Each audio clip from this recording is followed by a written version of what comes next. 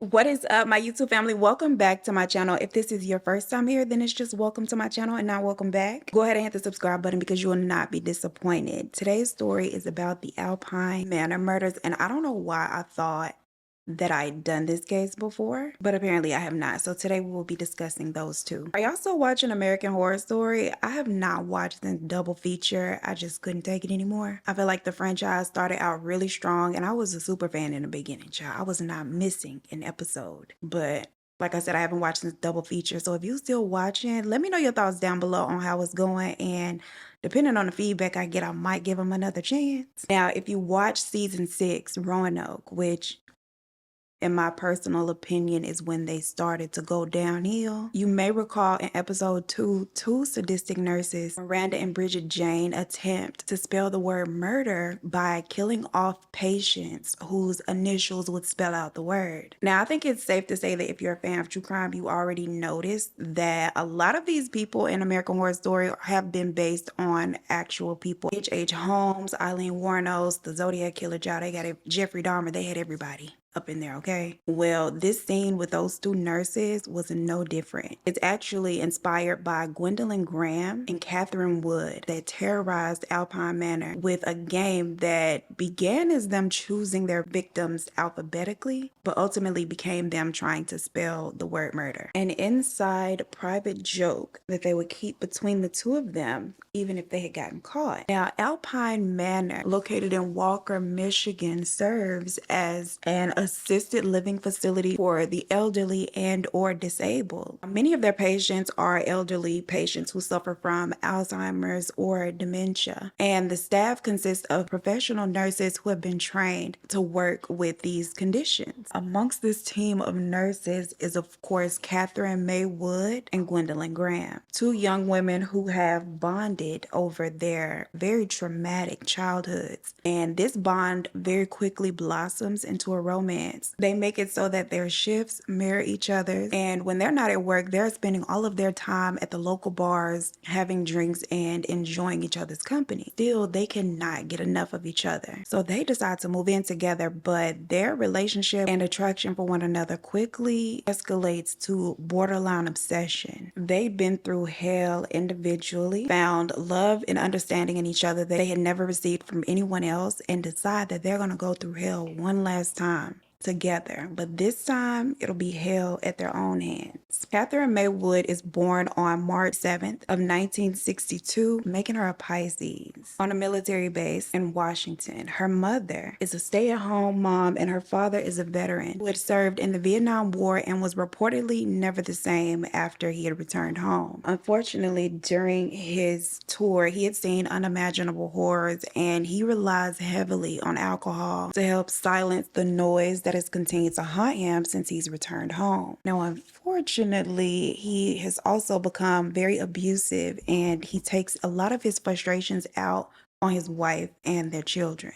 Anytime Catherine and her younger sister pick up on cues that her father is in one of his moods, they attempt to avoid his wrath by locking themselves inside of their bedroom. This war has made him someone that his family fears, but also feels for. Unfortunately, Catherine's experiences in the outside world are no better than her home life. At school, she is bullied. She has a very low self-esteem. Her self-worth is pretty much non-existent, and she has no friends. She spends most of her school day quiet to herself, reading on the playground and during lunch, instead of socializing with her peers, although she would have liked to have been accepted by them. Now, as she grows older, her father becomes increasingly abusive, and not just physically. He degrades her and her sister. He teases them both about their appearance, and he really goes in on Catherine about her height and weight because she was a taller, thicker girl. And their mother does very little to intervene in the father's tormenting of the kids because she's also a victim of his. She also does little to counteract his treatment of the girls. So Catherine spends much of her childhood believing that she is unworthy of all of the things because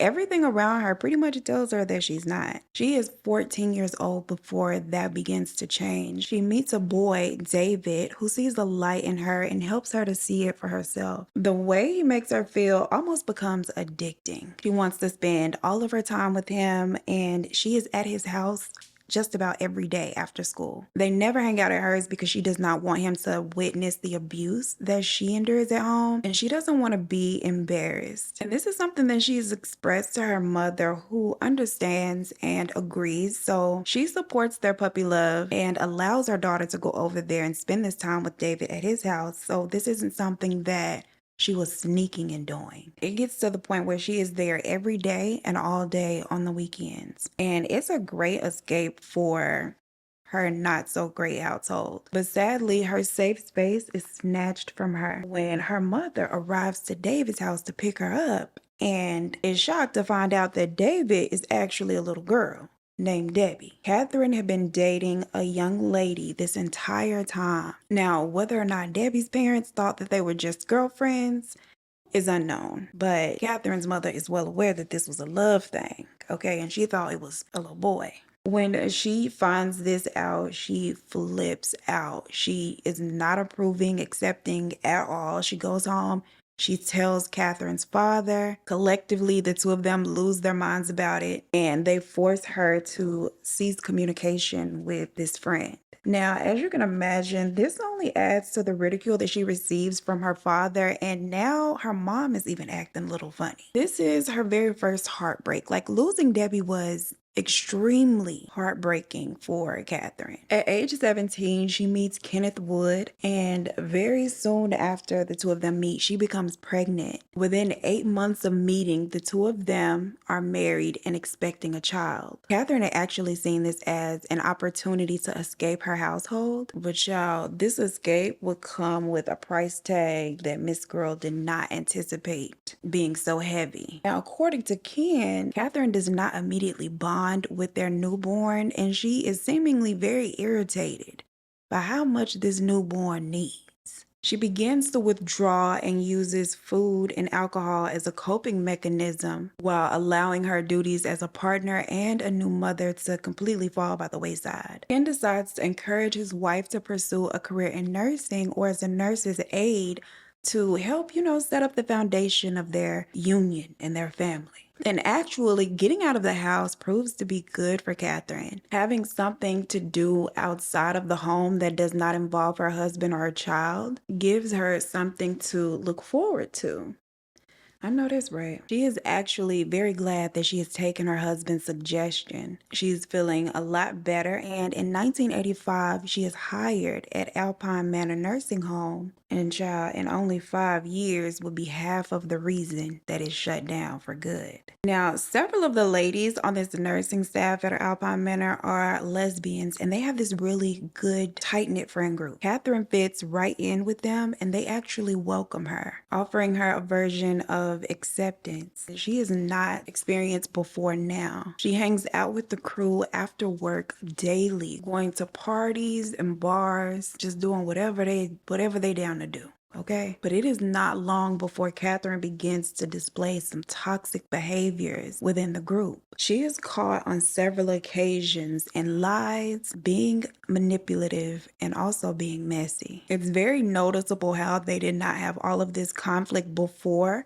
her joining the group, and now all of a sudden there's all of this chaos. Each of them noticed, and all of them seem to be a bit irritated by her antics, except for Gwendolyn Graham. Gwendolyn really likes Catherine, and she herself is fairly new to Alpine Manor and to Michigan. She was born on August 6th of 1963, making her a Leo. Raised on a farm in Texas, and she had also experienced a nightmare of a childhood at the hands of her parents. They believe that holding infants, coddling them, showing too much affection makes them weak. So she had gone basically all of her life having to self-soothe and really having nobody there to comfort her. Her father is not really hands-on when it comes to raising the children. She goes from him neglecting her to abusing her mentally, physically, and sexually, which pushes her to form a very unhealthy habit of harming herself. And her father was a very sick man. Gwen has this dog that she loves. The dog was the only somebody around there showing her love and affection. And one day the dog gets out with the horses, spooks them, has them running around all crazy. And for this, her father orders her brother to kill the dog for doing this, but do it in front of Gwen. And this actually traumatizes both children. It's not something that the brother wants to do or enjoys doing, but he is too afraid of their father to say no. He can't be seen as this weak boy child, so he does as his father instructs him to do. Gwen later goes out into the yard where the dog was buried, digs the dog up, removes its teeth, and keeps them in a little heart box inside of her room. Now, Gwen later moves to Michigan and in her teen years attends a nursing vocational school before she pursues her career as a nurse's aide. At the age of 20, she meets her very first girlfriend, 28-year-old Fran, who helps her get a little bit of direction in life. Fran is actually who helps her secure her job at Alpine Manor. Catherine and Gwen had clicked immediately. The two of them began having an affair in September of 1986. The two women spend as much of their shift together as they physically can, okay? Sneaking affections when nobody's looking, whether it's on break, on lunch in the cafeteria, honey, probably in the broom closet. The broom closet is unconfirmed, just speculated. Within a year of the two women meeting, they had both left their respective partners, Catherine giving full custody to her now ex-husband. She said, take that baby and go, okay? The two women move in together and their relationship, their romance is very intense, like intensely toxic. They each encourage each other to participate in self-destructive behaviors. Like they'd push each other to drink until they would be blackout drunk, like things like that. And they also have begun participating in sexual asphyxiation to enhance their little bedroom boom. In the beginning, things are exciting, but eventually the thrill begins to die down and things between them become even more toxic than before. They argue a lot and their screaming matches often become physical. And of course, these fights spill over into the workplace. The relationship does continue to have highs as well as lows. And during one of these highs, after a round of love making, Gwen confides in Catherine that she often fantasizes about what it'd be like to take someone's life. She tells her that this is something she'd like to do because she simply just wants to know what it feels like. Catherine is desperate for Gwen's love and she'll do anything to secure it, but y'all, that's a bit much for right now. So she starts trying to impress Gwen by pranking the residents at the nursing home. And these pranks very quickly escalate to full-on acts of torture, all for the amusement of her partner and arguably herself.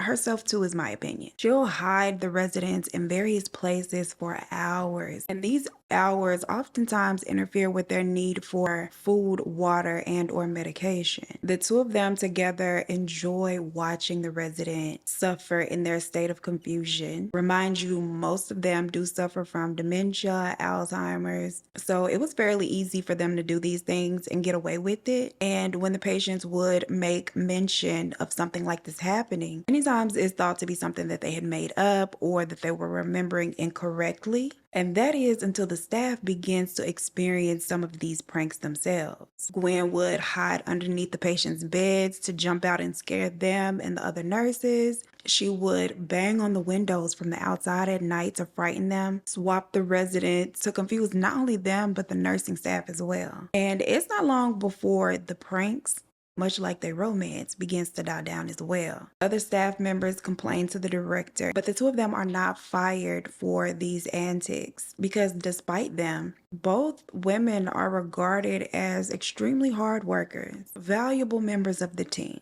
Both of them pull double shifts, pick up extra hours all the time, and they are extremely helpful and reliable when needed to fill in for other members of the staff. So a lot of the complaints they received are then just swept underneath the rug.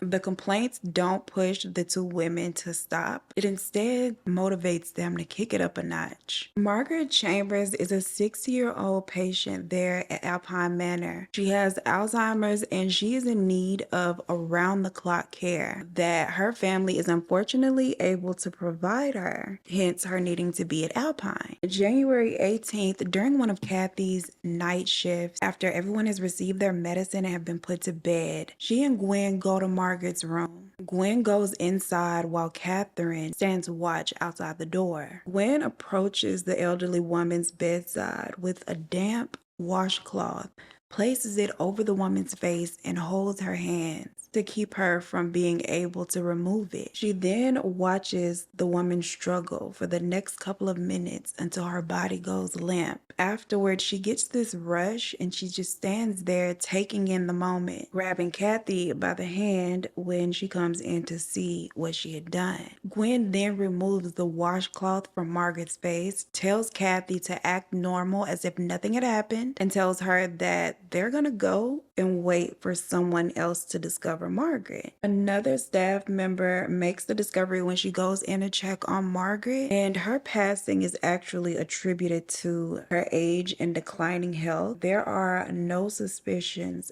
whatsoever of foul play. Kathy and Gwen act just as surprised and saddened by Margaret's passing as everyone else. At this point, the two lovers discuss doing it again, but going forward, they would make it interesting by going in alphabetical order. Realizing that their first victim started with the M and that's like right in the middle, they decide to throw out that idea. They come up with an idea that they like better. There is a log of patients who are lost at Alpine Manor.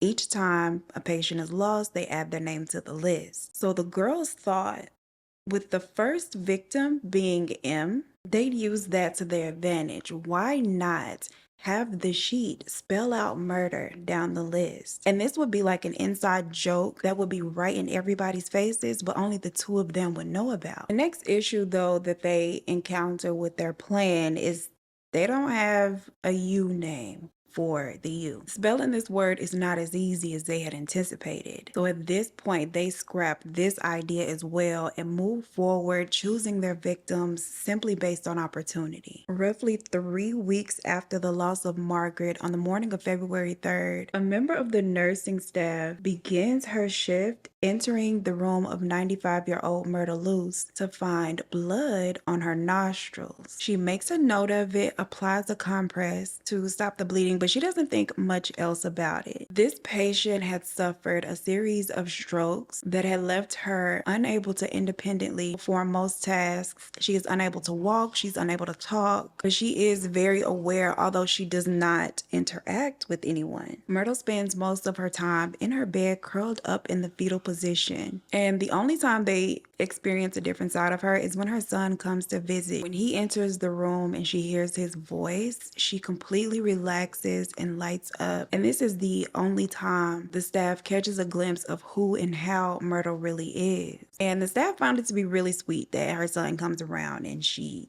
completely changes. At least most of them do. Catherine, however, is not all that moved by Myrtle. In fact, she is quite annoyed.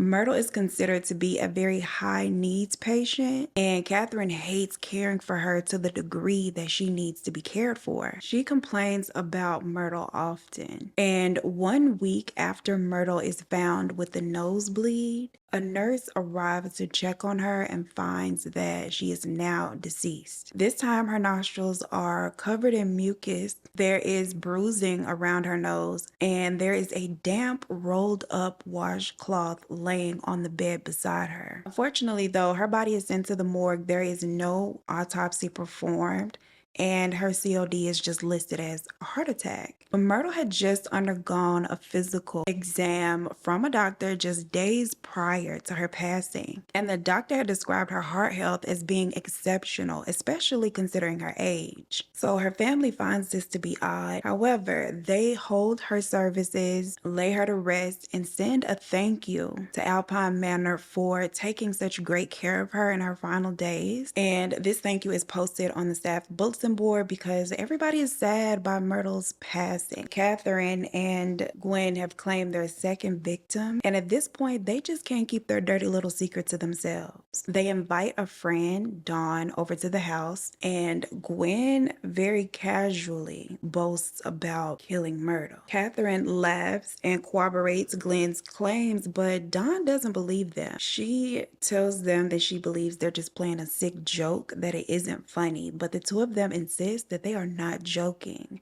and that they can prove it. They present to her a sock claiming that it had belonged to Myrtle and insist that they had taken the sock the night of, but Dawn is very aware of previous instances where Catherine had stolen something from a resident there at Alpine Manor. She currently has a string of rosary beads right now hanging on her rearview mirror inside of her car that she had swiped from one of them. Child, do they even work when you steal them like that?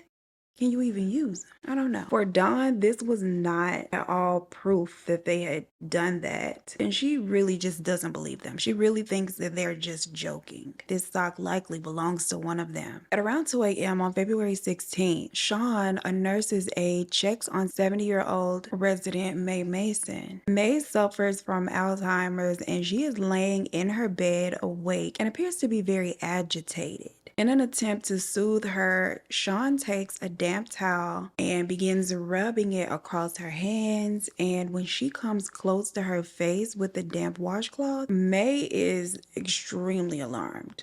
Okay, at the sight of the towel, she begins to fight Sean off. Sean backs off, tucks May into her bed, and at the point in which Sean leaves the room, May is still awake, but she's now very calm, just laying and resting. 2 hours later, Sean doubles back to check on her again after she's made a couple more rounds. And visibly, something seems to be very wrong. May's skin is very pale and her fingertips are blue. She immediately calls for help, but unfortunately, May is gone. The family is made aware and her family's physician rules her cause of death as a heart attack. This comes just 6 days after they had lost Myrtle, so again, the staff is heartbroken. The following day, another member of the staff notices bruising on the face of 74-year-old Belle Burkhardt's nose and left cheek. They do report it, but because Belle frequently suffers from seizures, it is assumed and notated that she must have hit her face on the bed railing during one of these episodes. But Catherine is Belle's nurse, and Belle is another one of the residents that she just does not like.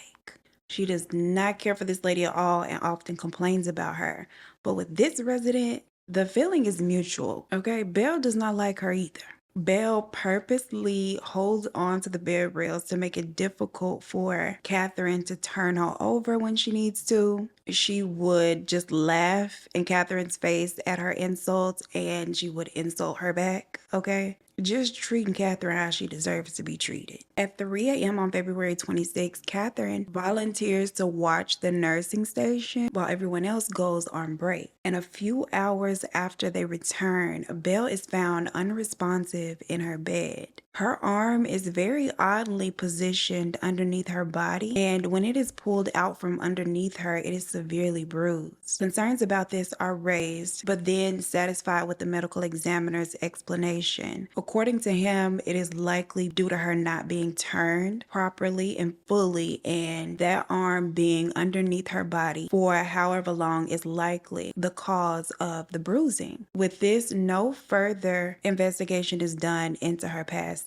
Her cause of death is listed as a heart attack as well, and she too had just had an exam with a doctor who said her heart was fine. Now, Gwen and Catherine's reign of terror is not confined to Alpine Manor. The group of nurses still hang out a lot outside of work, and they oftentimes get into fights. Because I told y'all, Catherine was messy. A nurse, Madonna, on one occasion of them going out and things becoming very toxic and physical, has one of her teeth knocked out, Krishan style. And in April, another one of the nurses sneaks in the back door of the facility, not wanting to be seen by any other member of the staff, there to speak to the director. She has a black eye, her arm is in a sling, and she also has a cracked rib. She requests time off while she recovers from her injuries and attributes them to a car accident. But the truth soon makes its way around the facility. Catherine had lured her to a wooded area one night after work, saying that they were going there to hook up. But when she had gotten there, she was instead confronted by Gwen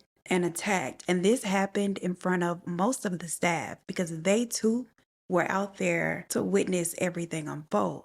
I thought the nurse girls were real prestigious. Is this how y'all get down in the workplace? Let me know. When the director caught wind of the truth, she called Gwen to her office and questioned her about the attack. And Gwen just smiled at her and said she'd never do something like that. And then she left the office and nothing was done about it. After this incident, several complaints are made by other members of the staff regarding or against Catherine and Gwendolyn, with most of the staff members now being afraid of them and thinking that they're crazy. But the director really likes Catherine. They're good friends. So all of these complaints are just swept under the rug. Instead of her taking some type of disciplinary action or at least investigating these claims, she separates Catherine from the group so that she would not be working directly with the others. This just places Catherine in position to get a promotion, which then puts her in charge of the girls. And that's not the only problem that comes along with this promotion. Her own girlfriend, Gwen, does not feel that she deserves it. Gwen is very jealous of her lover's promotion, feeling like she herself works way harder than Catherine and is far more deserving of the position than Catherine is. Again, their relationship is on the rocks, becoming more volatile this time than it's ever been before, especially when Catherine learns that Gwen is now cheating on her with another member of the staff, 21-year-old Heather. After Gwen is called fool-la-la with Heather in the hallways and in the shadows, Catherine becomes physically abusive toward Gwen, and she pretty much destroys their home with their fights. She would fly into a rage and kick and punch holes in the wall. Just outrageous. Finally, Gwen decides that she's gonna pack her things and leave Catherine. And when she does, she moves into a nice little trailer and Heather joins her. The two of them begin making plans together to move out of state and start their lives over somewhere else. But then Catherine catches wind of their plans to leave and shows up at their door demanding that Gwen come home. Now, once they get back to their home, Catherine takes out a pair of restraints that she had stolen from Alpine, because y'all know mama likes to steal. She seductively places these restraints on Gwen. And when she has her all secured to the bed, she walks away and returns with a gun, inserts it into Gwen's love below, and tells her that if she tried to pull a stunt like that again, like leave her, off with her head. She then leaves Gwen tied to the bed in the restraints for 3 hours before freeing her. And when she does, Gwen runs right back over there to their trailer and to Heather. They decide that it's best to go ahead and leave now. They pack up the few things that they want to take with them and they flee to Texas. When Catherine finds out that the two of them have fled to Texas, she has dinner with her ex-husband, Ken. Remember him, her baby daddy? She tells him that she and Gwen had done some pretty horrible things, but she'd only tell him what they were if he promises not to tell a soul. Once he agrees, she asks him, what's the worst thing you could do to a person? Kill them was his answer, but he's thinking, surely Catherine has not done that.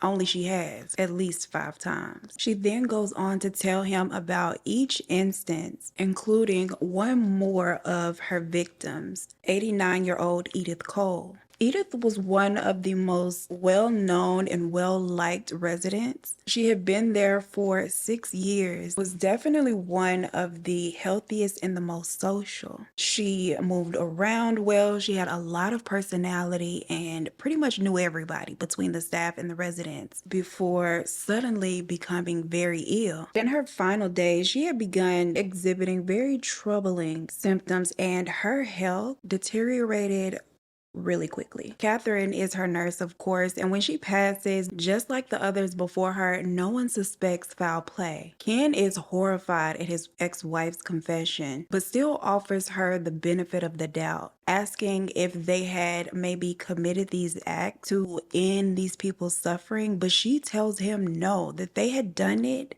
just for their own entertainment. She also reveals that they had actually tried to take out Myrtle a month prior to their successful attempt. They tried but had only rendered her unconscious, and jokes at the fact that they learned you had to continue to smother someone past the point at which they stopped moving. She also laughs as she tells him about the sick joke that would be between the two of them had they been able to find someone with a U name to spell out the word. Tells him how they would pinch the nonverbal residents' nose really hard and would cut off their air supply for just a couple of seconds, just long enough to watch them fight and squirm in order to entertain themselves. And they would do this to patients with dementia. Catherine says that Gwen always felt really relaxed after she had claimed the lives of one of her residents, and she herself believed that doing this together would bind them together forever. The two of them had actually made a pact that they would be together forever plus 5 days, and the 5 days represents the 5 victims. It had actually started as a play on the original saying forever and a day, and each time they claimed another victim, they just added a day. So it was forever in a day, forever in 2 days, forever in 3 days, and so forth. But y'all, forever had come a lot sooner than Catherine had anticipated, and now Gwen has left her with a hot young 21-year-old and moved to Texas. And she's sitting in a bar telling all of this to her ex-husband. After the conversation, Ken is horrified and struggles with what he feels he should do with this information.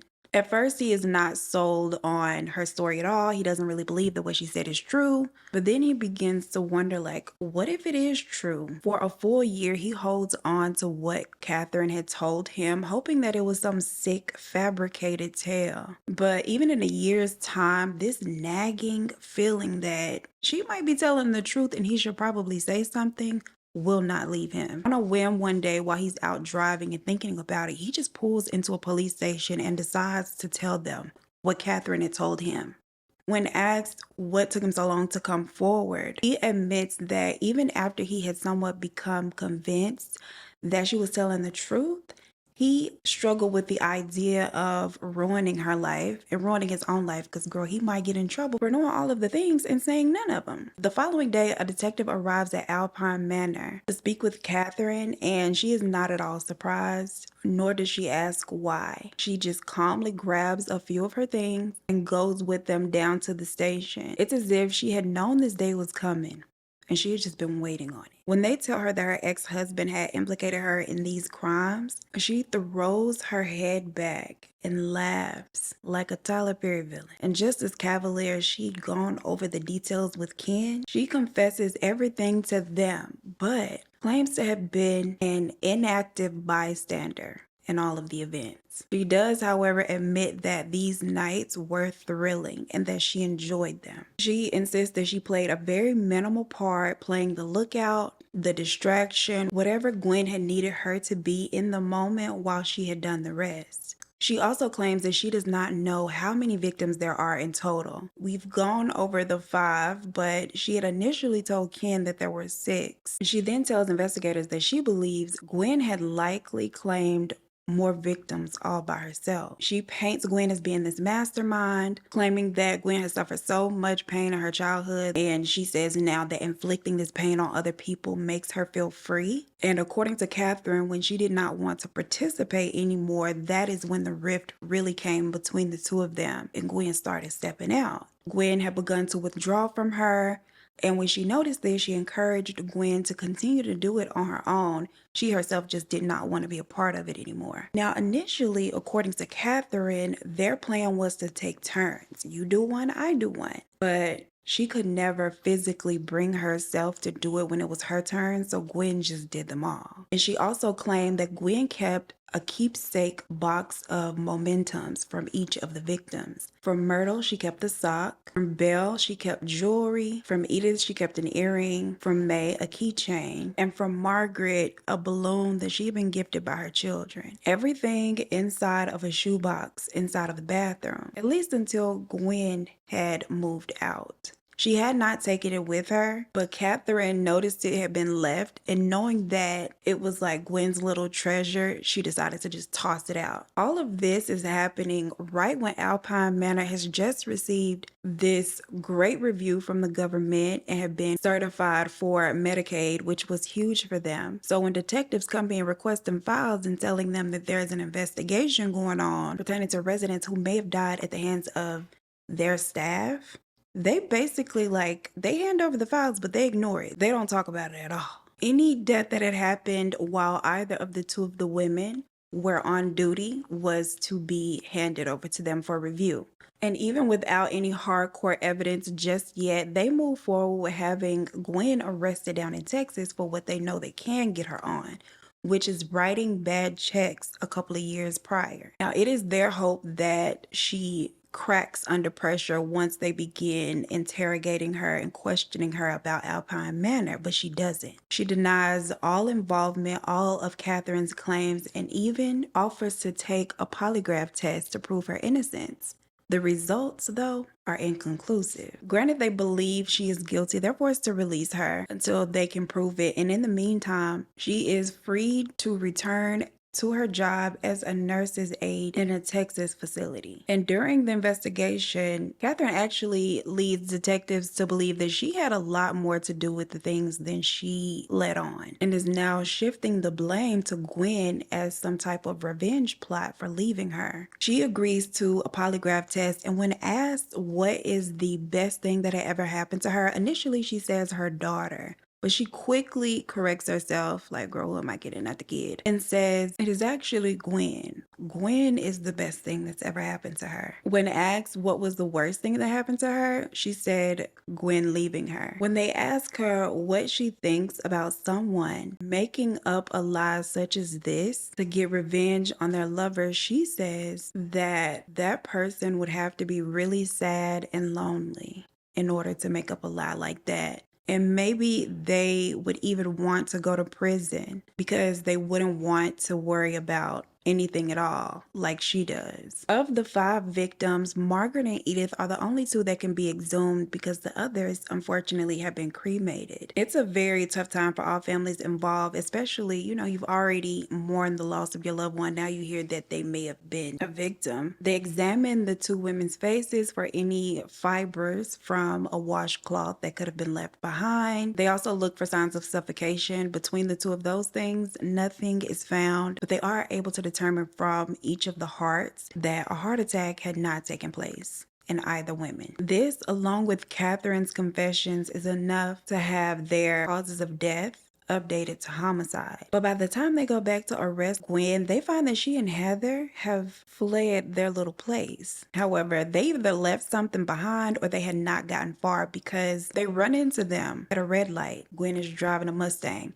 She is immediately arrested and held on $1 million bond. And her ex-lover Catherine is picked up and arrested a couple of hours later. Now, as news spreads of the terrible things that happened at Alpine Manor, they are flooded with concerned phone calls from family members who noticed bruising or abrasions on their loved ones that they have at the facility. The nurses who are on staff are all ordered not to speak to the press at all. Prosecutors only have enough evidence to charge Gwen with 2 of the victims, and their case relies very heavily on Catherine's cooperation. As an incentive, they offer her a deal: plead guilty to 1 count of murder in the 2nd degree and 1 count of conspiracy to commit. With that, she'll receive a lenient sentence and the possibility to parole. Now, Gwen and her defense team, they feel that they have a very strong case. There's no evidence. All of her alleged momentums have been tossed out. There's no witnesses beside Catherine.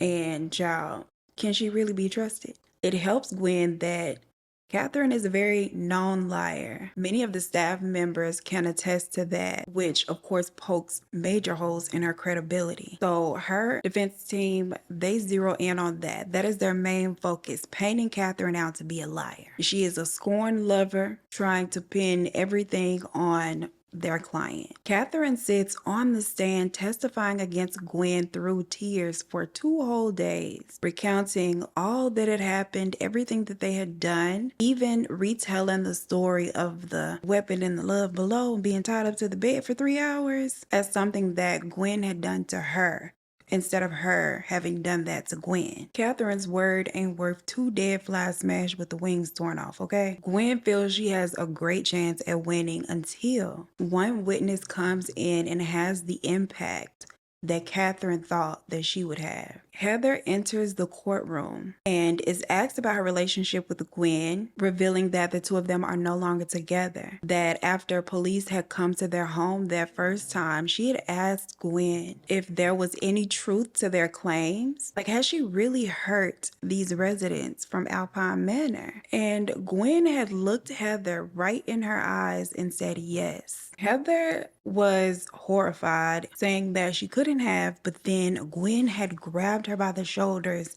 shaken her and said, I know you don't want to believe this, but I did those things. And as Heather exits the courtroom, Gwen stands up and yells out, I still love you, Heather. Just ghetto. The jury deliberates for 6 hours before returning a verdict. And as the guilty verdict is read, Gwen is emotionless, non-reactive, and she also shows no emotion when she receives her sentence of life in prison without the possibility of parole. After the trial, Alpine Manor releases a statement stating that although they find it difficult to believe that any of this had actually happened, they are basically committed to continuing the commitment they made to serving the people. And at the time, Myrtle's daughter had begun suffering from Alzheimer's herself and was a current resident at Alpine. When Catherine goes to be sentenced, she has her lawyer read a statement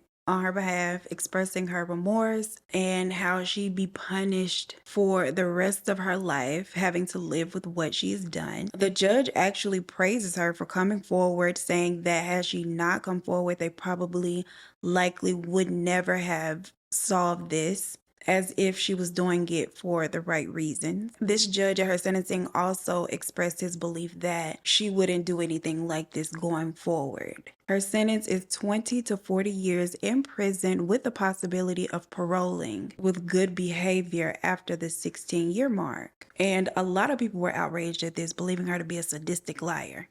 I am one of those people, okay? People who knew them personally believe that she had no remorse and was a lot more hands-on. And as they see it, she played puppet master, manipulated everybody, and had fooled even the courts. Now, after everybody is hauled off to their respective cells, a story emerges where one of the residents at Alpine had told a hairdresser that someone had come into her room late at night, the night before her appointment, had tried to smother her, and that she had kicked and screamed and fought them off. And the hairdresser at the time didn't believe it, but after hearing of the horrors that had happened, she realized that her client likely was not lying. So she comes forward with her story, and that is not even the shocking part. This story, this incident had happened 5 weeks after Gwen had left for Texas.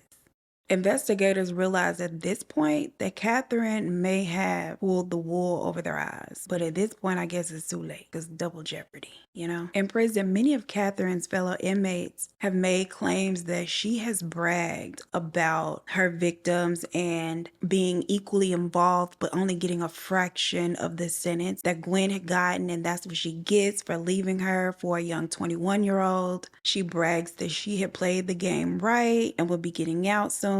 September of 2018, Catherine goes up for parole and the families of the victims show up to contest her release. But unfortunately, despite their efforts and despite public outrage, at 57 years of age and now having served 30 years in prison, she is released and allowed to move to South Carolina with her sister. After the investigators had combed through the files that Alpine had turned over, there were a total of 12 deaths that they found to be questionable and possibly at the hands of Gwen and or Catherine, but they are not charged for any of these.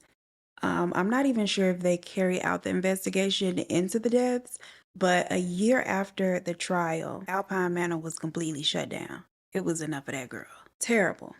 Terrible mess. Y'all, before we get out of here, let me tell you, I went to a haunted house. Can I tell y'all a story? Can I tell you a story about the time I went to the haunted house last week? I hit up my friend Harry. I'm like, hey, you want to go to a haunted house? Because the girls be scared to go to a haunted house, baby.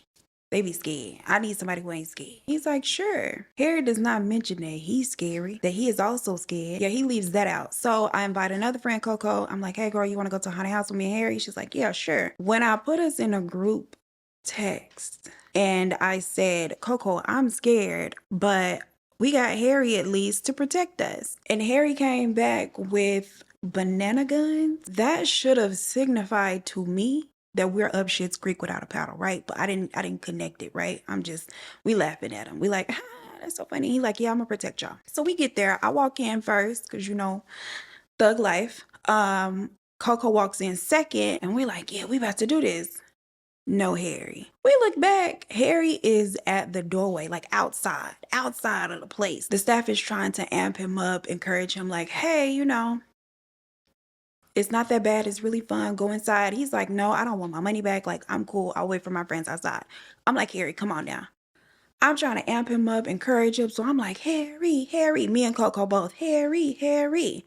Mind you, Coco just came from happy hour, so she looked like a Christmas tree, okay, in Times Square. So she's like, Harry, but you know how the game of telephone goes. So we're saying Harry, but at the doorway where the staff is, somehow they heard Gary.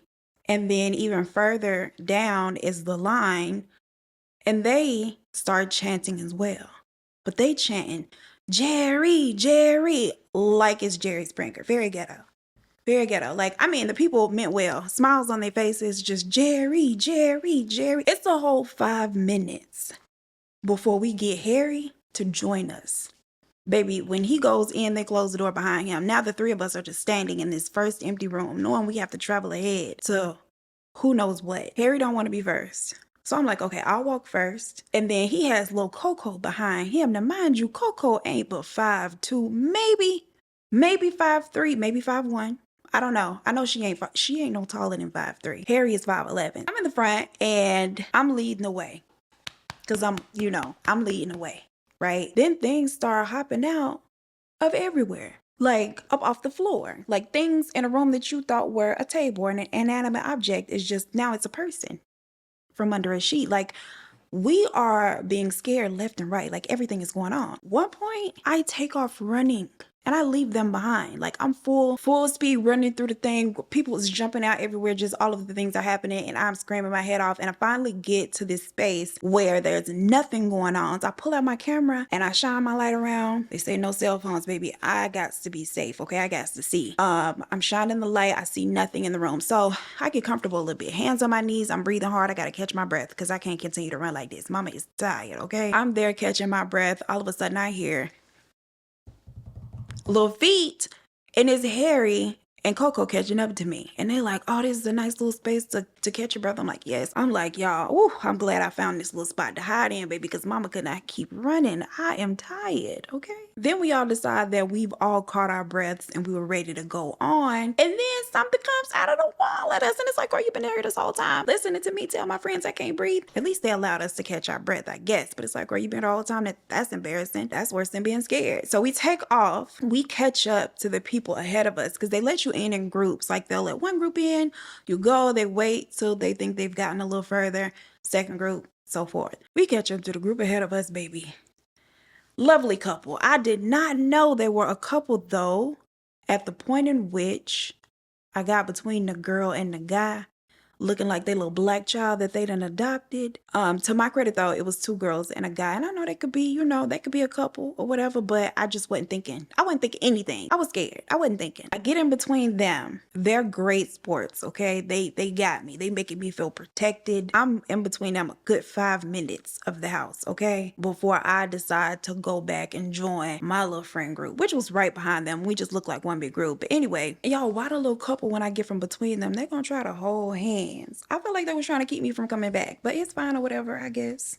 Hope I didn't ruin y'all night. So now it's the two girls, the guy, me, Harry behind me, and little Coco behind him. Then the things, the people, the staff, they start coming up out of nowhere, like up behind you. That was the worst part for me. I didn't mind things, well, I minded, but the creeping up behind me, that was just a little weird. I ain't like that part at all. Like, when the first one come creeping up behind me, he whispering in my ear, and I'm like, what you say? I didn't even run, girl. I was like, what? Who stops and asks monster with a chainsaw, what did they say? Me, I guess.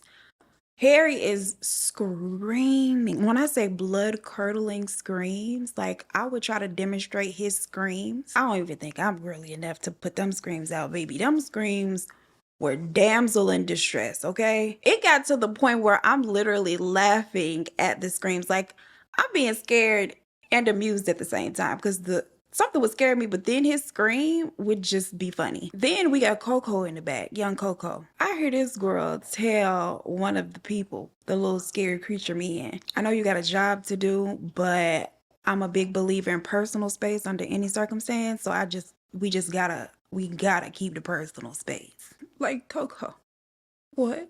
It was a mess, but it was a great time. And y'all, I ain't even gonna bother to tell you, Harry had the audacity to stand himself outside of the exit and say it wasn't that bad. Excuse me? I thought we was gonna have to haul you out on our shoulders, sir. I was fully mentally prepared for you to faint, and me and little Coco have to figure out how to drag you up out of here. I can't tell it wasn't that scary. It was a great time. I wouldn't change a thing about the night. It was a great time. It's called 13th Floor. If you're in Houston and you're interested, I definitely enjoyed it. I don't know if I'm gonna have time to hit another haunted house before Halloween. I would like to though.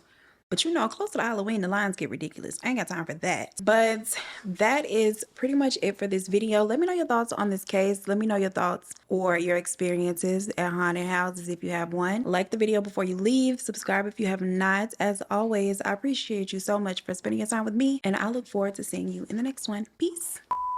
Bella, you have been so quiet. Like, girl, if I pick you up, then I have to get up and wash my hands again, and I just don't have time for any of the things that come along with picking you up.